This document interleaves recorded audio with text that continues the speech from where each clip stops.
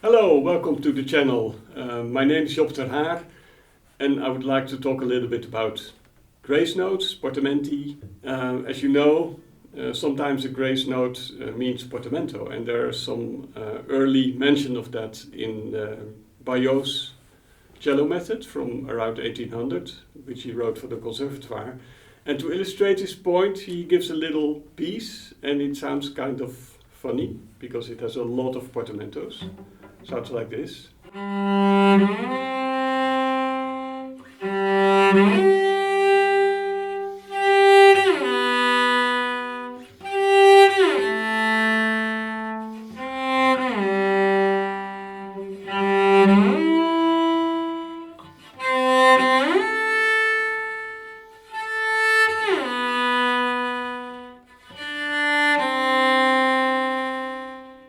So I think the point is clear.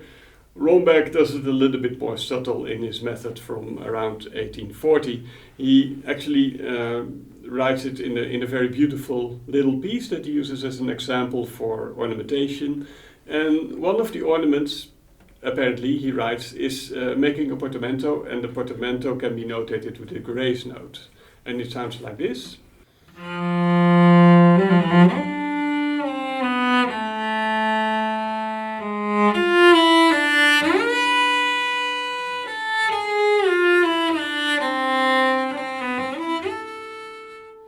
Another example comes from Hugo Becker's treatise from almost 100 years later, and he describes these grace notes as Hilfsnoten, so helping notes. And the examples that he gives are to overcome technical difficulties, so sudden leaps that would be dangerous without any portamento in between. And the two examples he gives are quite intriguing. So he observes that in some pieces, the same passage or a similar passage in the high register has a grace note, and in the lower register, when it comes again, it doesn't. So the first example he gives is from the Beethoven Sonata Opus 69 in the last movement,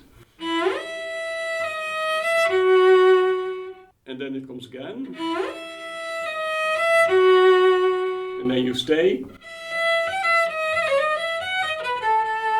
and you don't need the grace note anymore. The second time this passage comes, it's in A major, and then it's quite easy. So you don't need the grace note to get there. Once you start thinking about this, you will find quite a lot of examples. And then it's always the question, is it just a grace note? Because sometimes a cigar is just a cigar. Or is it a written out portamento? Or is it a helping note?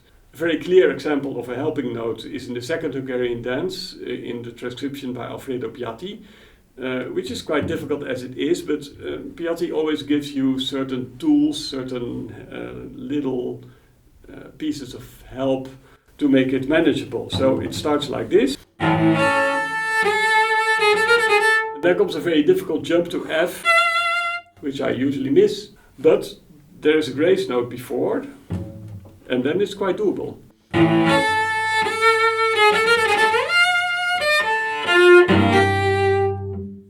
So then it's not so dangerous anymore.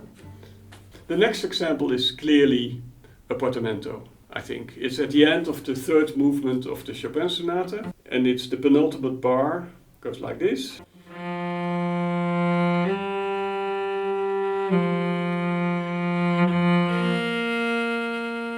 Then there's a grace note, and what are we supposed to do? I think it's very clear that in this case we are supposed to make a portamento up to the fourth position.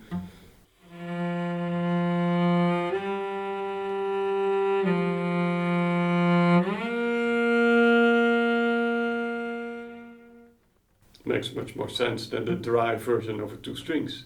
So why would a pianist like Chopin write a written out portamento in his cello sonata? And I think the reason it's there is because Franchomme was heavily involved in the cello part of the sonata.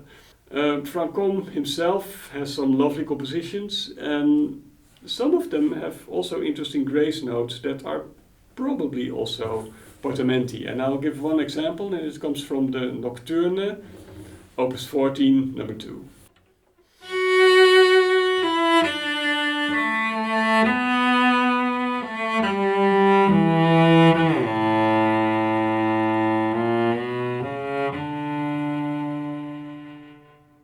So the last example comes from the cello concerto by Lalo.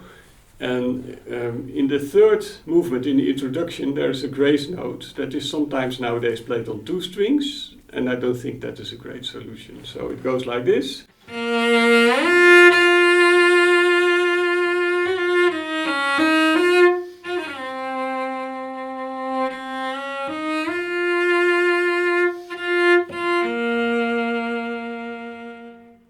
It's doable, but I think it's rather uncomfortable, and also it doesn't convince me artistically. So I think what he means is a portamento, and I'm pretty sure that any cellist in France who was educated with Romberg's method and Payot's method perhaps would know exactly what to do, and they would probably do it like this.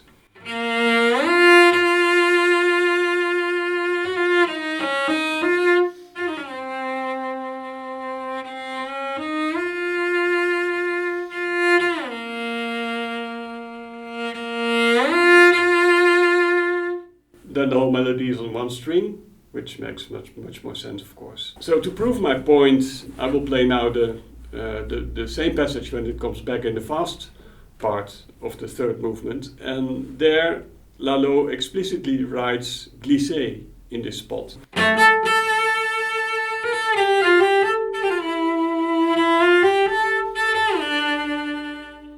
So maybe he has to write glissé because it's a fast movement and it's actually doable to do it without.